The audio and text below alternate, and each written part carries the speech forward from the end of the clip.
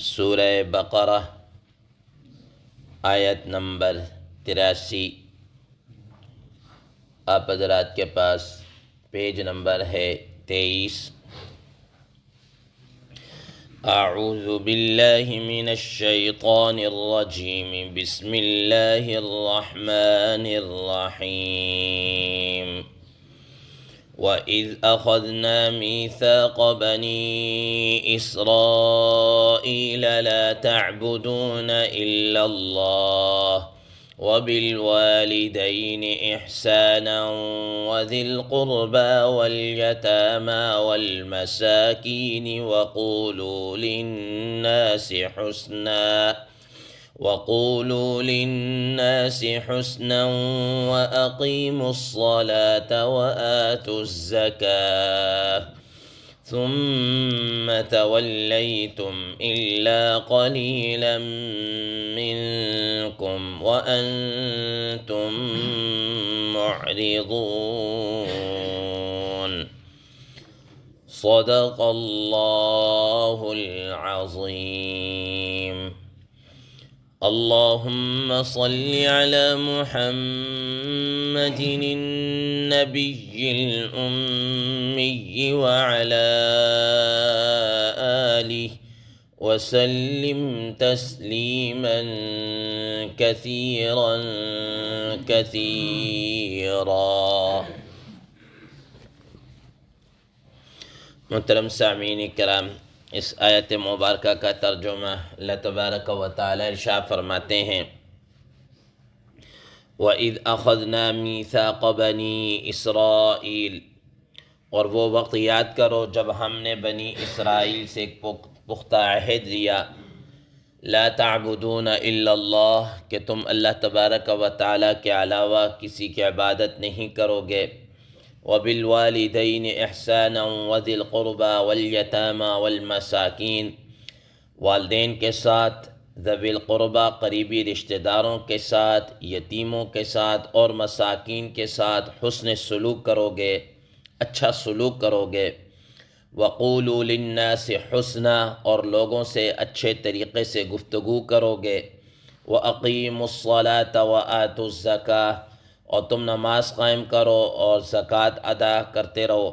ثُمَّ تَوَلَّيْتُمْ إِلَّا قَلِيلًا مِّنكُمْ، پھر تم میں سے پھر گئے اس عہد سے سوائے تم میں تھوڑے افراد کے، وَأَنْتُمْ مُعْرِضُونَ، اور تم اعراض کر رہے تھے۔ محترم سامعین کرام، کل کے درس میں اس آیت مبارکہ کے ابتدائی حصے کے متعلق عرض کیا کہ اللہ تبارک و تعالی نے بنی اسرائیل سے مختلف اوقات میں مختلف عہد و پیمان لی ہے۔ ان میں سے ایک یہ عہد بھی ہے جس کو عہد توحید بھی کہا جاتا ہے۔ اس عہد کے اندر مختلف چیزوں کے بارے میں عہد و پیمان لیا گیا۔ ان میں سے سب سے پہلی چیز لا تعبدون الا اللہ، یعنی توحید سے متعلق تھی، جس کے متعلق کل آپ حضرات کے سامنے گفتگو کر دی۔ آج آگے دوسرے چیزیں ان کے متعلق گفتگو کی جائے گی۔ فرمایا وَبِالْوَالِدَيْنِ إِحْسَانًا وَذِي الْقُرْبَى وَالْيَتَامَى وَالْمَسَاكِينِ، اور فرمایا کہ تم والدین کے ساتھ حسن سلوک کرو، والدین کے ساتھ حسن سلوک کرو۔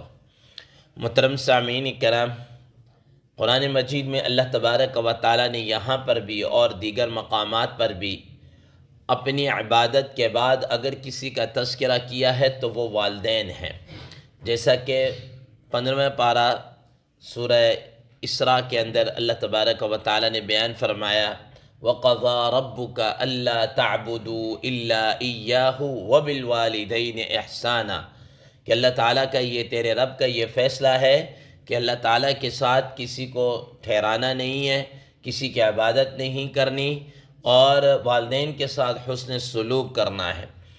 تو محترم سامعین کرام، والدین ہوں یا والدین میں سے کوئی ایک ہو، دونوں کے ساتھ کیا کرنا ہے؟ حسن سلوک کرنا ہے۔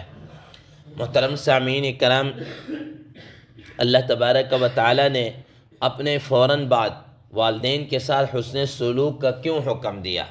حضرات مفسرین کرام رحم اللہ فرماتے ہیں کہ اصلاً خالق تو اللہ تبارک و تعالی ہیں، کہ کہ وہی خالق ہیں، انہی کے حکم سے اور انہی کے قدرت کاملہ سے انسان کی تخلیق ہوتی ہے، لیکن بظاہر دنیا کے اندر آنے کا جو سبب بنتا ہے وہ والدین ہی ہیں۔ وہ کیا ہیں؟ والدین ہیں۔ اس وجہ سے اللہ تبارک و تعالی نے والدین کے ساتھ حسن سلوک کا حکم دیا، اور پھر فرمایا کہ جس طریقے سے اللہ تبارک و تعالی اپنی نعمتیں انسان کے اوپر دے کر کوئی اس کا معاوضہ طلب نہیں کرتے، ویسے ہی والدین بھی ہیں کہ اپنی اولاد کے اوپر وہ اپنا سب کچھ تج دیتے ہیں، لیکن بدلے میں کوئی اولاد سے کچھ نہیں چاہتے، ٹھیک ہے نا؟ اب دیکھیں مثال کے طور پر ہم نے بھی ظاہر بچپن گزارا ہے، والدین ہیں، بلکہ اب تک والدین ہمارے اوپر اپنی حیثیت، اپنی سوچ کے مطابق اپنی بساط سے بڑھ کر کرتے ہیں، اور کبھی ایسا نہیں ہے کہ اچھا جی میں نے اپنی اولاد کے اوپر یہ کر دیا تو اب بدلے میں میرے ساتھ وہ کرے، نہیں، وہ ایک اپنے جسم کا ایک ٹکڑا دل کا ایک ٹکڑا، جگر کا ایک ٹکڑا سمجھتے ہوئے جیسے اپنے اوپر وہ خرچ کرتے ہیں یا اپنے خیال رکھتے ہیں، ایسی اپنی اولاد کے بھی رکھتے ہیں۔ اس لیے اللہ تبارک و تعالی نے اپنے فوراً بعد والدین کا کیا کیا ہے؟ ذکر کیا ہے۔ محترم سامعین کرام، اب والدین میں سے بھی سب سے زیادہ کون حسن سلوک کا مستحق ہے؟ آیا والد یا والدہ؟ حضرات مفسرین کرام رحمہ اللہ اس ضمن میں فرماتے ہیں کہ نبی کریم صلی اللہ تعالی علیہ وسلم کے پاس ایک صحابی آئے اور آ کر عرض کیا، یا رسول اللہ صلی اللہ تعالی علیہ وسلم، میرے والدین ہیں، دونوں حیات ہیں، ان میں سے کس کے ساتھ میں حسن سلوک کروں؟ تو آپ صلی اللہ تعالی علیہ وسلم فرمایا اپنے والدہ کے ساتھ۔ پھر فرمایا یا رسول اللہ علیہ وسلم میں پھر کس کے ساتھ حسن سلوک کروں؟ آپ صلی اللہ تعالی علیہ وسلم پھر فرمایا اپنی والدہ کے ساتھ۔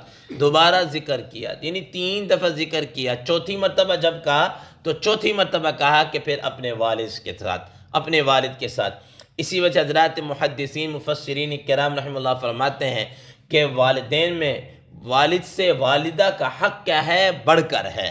فرمایا کہ اس کی وجہ یہ بھی ہے کہ قرآن مجید میں اللہ تبارک و تعالی نے والدہ کے متعلق فرمایا وَوَضَعَتْهُ أُمُّهُ كُرْهًا حَمَلَتْهُ أُمُّهُ كُرْهًا وَوَضَعَتْهُ كُرْهًا، کہ اس کی ماں نے اس کو ایک تکلیف دہ مرحلے کے اندر، جو پریگنسی اور یہ جو حمل کا ایک دورانیہ ہوتا ہے، اس میں ایک تکلیف کے ساتھ اس کو کیا اپنے پیٹ کے اندر رکھا، پھر جب اس کی ڈیلیوری ہوئی تو وہ بھی ایک تکلیف دہ مرحلہ تھا، ٹھیک ہے نا؟ پھر اس کے بعد فرمایا کہ کیا قرآن مجید میں ایک وہن علی وہن، کہ والدہ نے اس کے مشقت در مشقت کیا اٹھائی ہے، اور پھر ساتھ ہی فرمایا وفصالہ فی عامین، کہ 2 سال تک والدہ نے اس کو کیا پلایا؟ دودھ پلایا۔ اس لیے والدہ کا حق جو ہے وہ مقدم ہے، والدہ کا حق مقدم ہے، لیکن یاد رکھیے گا اس کا مطلب یہ نہیں ہے کہ والدہ کے ہوتے ہوئے والد صاحب کو بالکل بندہ اگنور کر دے یا ان کا کہنا ہی نہ مانے یا کچھ اور نہ۔ دوسری طرف رسول اللہ تعالی علیہ وسلم نے کیا فرمایا کہ رضا الوالد فی رضا الرب فی رضا الوالد، کہ اللہ تعالیٰ کی رضامندی والد کی رضامندی میں ہے، والد کی رضامندی میں۔ تو اس لیے آدمی کو یہ چاہیے کہ اپنے والدین کے ساتھ حسن سلوک کرے، یہاں تک کہ قرآن مجید کے تو یہاں تک یہ الفاظ ہیں فَلَا تَقُلْ لَهُمَا أُفٍّ وَلَا تَنْهَرْهُمَا وَقُلْ لَهُمَا قَوْلًا كَرِيمًا، کہ آپ نے اپنے والدین کے سامنے اف تک نہیں کرنا۔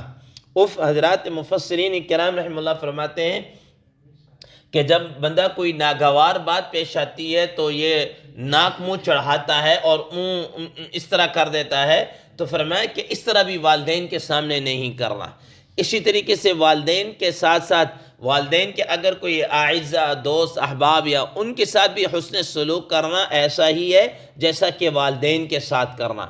محترم سامعین کرام، حدیث مبارکہ میں ایک واقعہ آتا ہے، سیدنا حضرت عبداللہ ابن عمر رضی اللہ تعالی عنہ ایک مرتبہ سفر کے اندر جا رہے تھے کہ ان کے پاس ایک ہی اپنی گدھے کی سواری یا کوئی اس طرح کی سواری تھی، اور اپنا جناب ایک صافہ یا رومال یا کوئی عمامہ باندھا ہوا تھا، کوئی ایک چادر سی تھی۔ تو راستے میں ایک بدو ملا، وہ جب بدو ملا اس سے مسافہ سلام کرنے کے بعد اس کو جناب اللہ اپنی وہ سواری بھی دے دی اور اپنا وہ جو عمامہ یا جو پگڑی وہ بھی کیا ہے ان کو دے دی، وہ چادر بھی ان کو کیا ہے دے دی۔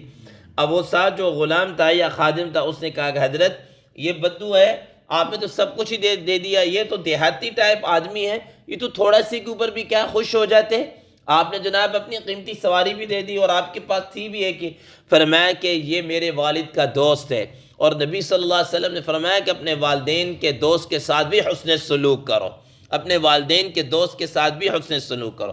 تو محترم سامعین، والدین کے بعد اگر ان کے اوپر کوئی قرض تھا مثال کے طور پر، تو اگر ان دنیا میں نہیں رہے تو قرض یہ ہے کہ اولاد کی ذمہ داری کہ اس کو اتارے۔ اسی طرح اگر ان کے ذمے میں کوئی فرائض رہ گئے مثال کے طور پر، کچھ نمازیں رہ گئیں، انہوں نے وصیت نہیں کی مثال کے طور پر، تو ہم کم از کم اولاد حق جتاتے ہوئے، کم از کم ادا کرتے ہوئے اپنی حیثیت اور اس کے مطابق ان کی طرف سے کیا کر دیں، فدیہ ادا کر دیں۔ اگر ان پر حج فرض تھا، حج نہیں کر سکے اور اللہ تعالیٰ نے ہمیں وسعت دے رکھی ہے، تو ہم ان کی طرف سے حج بدل خود کریں یا کسی سے کیا ہے، کسی سے حج بدل کروائیں ان کے لیے، ٹھیک ہے نا۔ یہ والدین کے کیا حقوق ہیں۔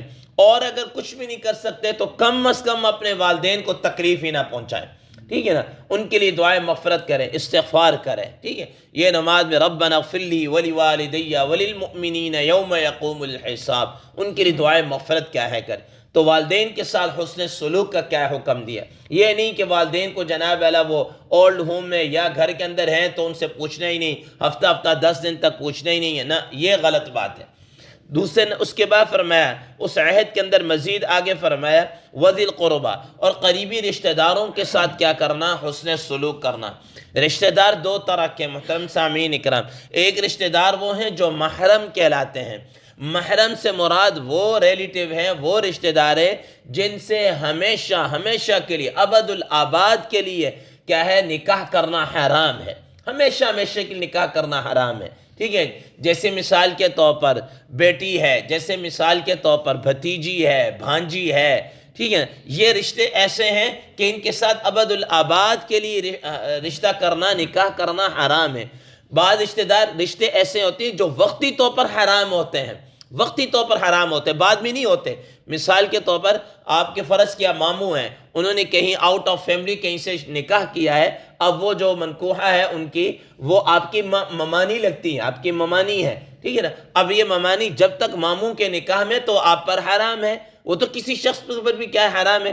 لیکن اگر اللہ نہ کرے ماموں ان کو طلاق دے دیں یا ان کا انتقال ہو جائے تو بعد از عدت اگر بھانجا ان کے ساتھ نکاح کرنا چاہے تو کر سکتا ہے، یہ ہمیشہ ہمیشہ کے لیے حرام نہیں ہے۔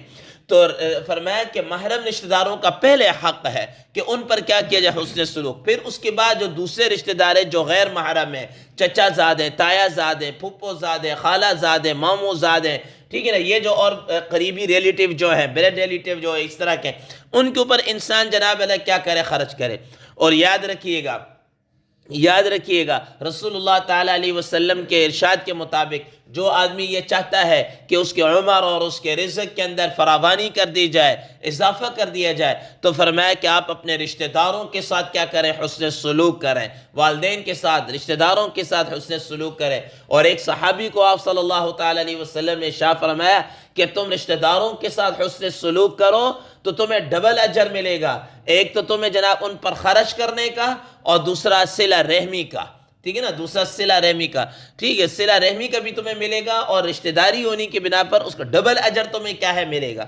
اس لیے ہمیں چاہیے ذوی القربہ، اپنے قریبی رشتہ دار، انسانوں کو اپنے رشتہ داروں کا جناب کیا ہوتا ہے، احوال کا پتہ ہوتا ہے، کون کس حد تک ٹھیک ہے ماڑا ہے، کیا ہے، کوئی اس طریقے سے ہمیں ان کے متعلق پتہ ہوتا ہے۔ ہم جو دائیں بائیں ادھر ادھر دے رہے ہوتے ہیں، اپنے رشتہ داروں کو اگنور کر رہے ہوتے ہیں، شریعت نے اس بات کو منع کیا ہے، شریعت اس بات کو نہیں چاہتی، شریعت کہتی ہے کہ آپ اپنے پہلے رشتہ داروں کو دیں۔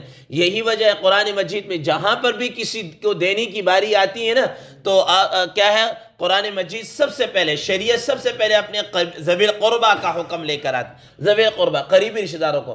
حضرت ابو طلحہ انصاری رضی اللہ تعالیٰ عنہ کے متعلق غالباً آتا ہے کہ جب قرآن مجید کی آیت مبارکہ لن تنالوا البر حتى تنفقوا مما تحبون کا نزول ہوا کہ اس وقت تک تم کامل ایمان والے نیکی کے کمال تو نہیں پہنچ سکتے جب تک تم اپنی پسندیدہ ترین چیز اللہ کے راہ میں خرچ کرو، ٹھیک ہے نا۔ تو پھر وہ رسول اللہ تعالیٰ علیہ وسلم کے پاس آئے اور وہ مشہور ان کا باغ جو کھجوروں کا تھا وہ لے کے، یا رسول اللہ وسلم آپ کو پتہ ہے یہ میرا باغ انتہائی مشہور ہے اور اپنی مثال آپ میں کس کے اس کو میں اللہ کے راہ میں خرچ کرنا چاہتا ہوں۔ تو آپ صلی اللہ تعالیٰ علیہ وسلم نے کیا فرمایا کہ آپ اس کو اپنے رشتہ داروں کے اوپر خرچ کریں، اپنے رشتہ داروں کے اوپر۔ اور ہم آج سب رشتے ناتے دوست احباب سب آگے ہیں اور رشتوں کو ہم نے پیچھے دھکیل دیا ہے، جس کی وجہ سے خاندان کے اندر آج کل جو ہے وہ اختلافات اور تنازعات اور یہ آپس میں نبھا کی شکل نہیں بن رہی، اس کی بڑی وجہ یہ ہے۔ تو فرمایا ذوی القربہ، قریبی رشتہ دار، بلڈ ریلیٹیو، اور اس طریقے سے والیتامہ، اور اسی طریقے سے پھر عہد کے اندر ذکر کیا ہے یتامہ، یتیم، ٹھیک ہے، یتیم اس کو کہتے ہیں جس کے سر پر اس کے والدین یا دونوں میں سے کسی ایک کا سایہ نہ ہو، ٹھیک ہے نا، وہ یتیم کہلاتا ہے، ٹھیک ہے نا۔ اس یتیم کا کیا کرنا ہے؟ خیال رکھنا ہے، یتیم کا خیال رکھنا ہے۔ محترم سامعین اکرام، قرآن مجید میں اللہ تبارک و تعالیٰ نے یتیم متعلق ہے فَأَمَّا الْيَتِيمَ فَلَا تَقْهَرْ، کہ یتیم کو آپ نے جھڑکنا نہیں ہے، ٹھیک ہے نا، اس کو ڈانٹ ڈپٹ نہیں کرنی ہے۔ رسول اللہ تعالیٰ علیہ وسلم نے کیا فرمایا؟ انا وکافل الیتیم ہکذا فی الجنہ، دو انگلیوں کو ملا کر یہ کہا کہ میں اور یتیم کی کفالت کرنے والا جنت کے اندر ایسے ہوں گے، دونوں انگلیوں کو ملا کر کہا جیسے یہ دونوں انگلیاں ملی ہوئی ہیں، ٹھیک ہے نا۔ تو یتیم کے سر کے اوپر دست شفقت رکھنے سے آپ صلی اللہ تعالیٰ علیہ وسلم نے کیا فرمایا کہ جتنے بال ہاتھ کے نیچے آئیں گے اتنے اس کے گناہوں کے معافی کر دی جائے گی۔ اور رسول اللہ تعالیٰ علیہ وسلم نے ارشاد فرمایا کہ سب سے بہترین گھر وہ ہے جہاں پر یتیم کے ساتھ حسن سلوک ہوتا ہو، حسن سلوک ہوتا ہو۔ تو فرمایا یتیموں کے ساتھ، اس کے ساتھ پھر آگے فرمایا والمساکین، اور مسکینوں کے ساتھ۔ مساکین سے مراد ضرورت مند ہے، دو محتاج ہے جس کو ہم محتاج بھی کہتے ہیں۔ یہ محتاج کے اندر دو قسم کے افراد، دو طرح کی کیٹیگری ہیں، ایک مسکین، ایک فقیر۔ مسکین اس کو کہتے ہیں، حضرات مفسرین کرام رحمہ اللہ فرماتے ہیں کہ جس کے پاس اپنی ضرورت کی حد تک کیا ہے چیزیں موجود ہوں، لیکن محنت بھی کر رہا ہے، کما بھی رہا ہے، لیکن جو کر رہا ہے وہ خرچ ہو رہا ہے، اس کی ساری ضروریات پوری نہیں ہو رہی، ٹھیک ہے نا، وہ صاحب نصاب نہیں ہوتا، ٹھیک، یہ مسکین کہلاتا ہے کہ کما تو رہا ہے لیکن کثیر العیال ہونے کی وجہ سے یا مہنگائی کے زیادہ ہونے کی وجہ سے یا ان سب چیزوں کی وجہ سے اس کے اخراجات کیا ہے پورے نہیں ہو رہے، یہ آدمی مسکین کہلاتا ہے، یہ مسکین کہلاتا ہے۔ دوسرے نمبر پر ہوتا ہے فقیر۔ فقیر مسکین سے بھی کم ہو، جس کے پاس تو بالکل ضرورت کے حد تک بھی پورا کرنے کے لیے کچھ نہ ہو، ضرورت کی حد تک پورا کرنے کے لیے کچھ نہ ہو، ٹھیک، وہ آدمی فقیر کہلاتا ہے۔ تو مسکین ہو یا فقیر دونوں پر کیا کرنا ہے؟ خرچ کرنا ہے، دونوں پر کیا کرنا ہے؟ خرچ کرنا ہے۔ قرآن مجید میں اللہ تبارک و تعالیٰ نے وفی اموالہم حق للسائل والمحروم، ان جو سائلین ہیں یا محروم ہیں ان کا حق ہے تمہارے مالوں کے اوپر، ان تمہارے مالوں کے اوپر کیا ہے؟ حق ہے۔ تو اللہ تبارک و تعالیٰ نے بنی اسرائیل کے عہد کے اندر ان لوگوں کا کیا کیا؟ تذکرہ کیا۔ محترم سامعین کرام، آگے مزید وقول للناس حسنا، انشاءاللہ مزید کل اس کے متعلق کیا ذکر کیا جائے گا۔ اللہ تبارک و تعالیٰ سے دعا ہے کہ اللہ تبارک و تعالیٰ ہمیں ان چیزوں پر کیا ہے عمل کرنے کی توفیق عطا فرمائے، ان کے حقوق ادا کرنے کی کیا ہے توفیق عطا فرمائے۔ وآخر دعوانا ان الحمد للہ رب العالمین۔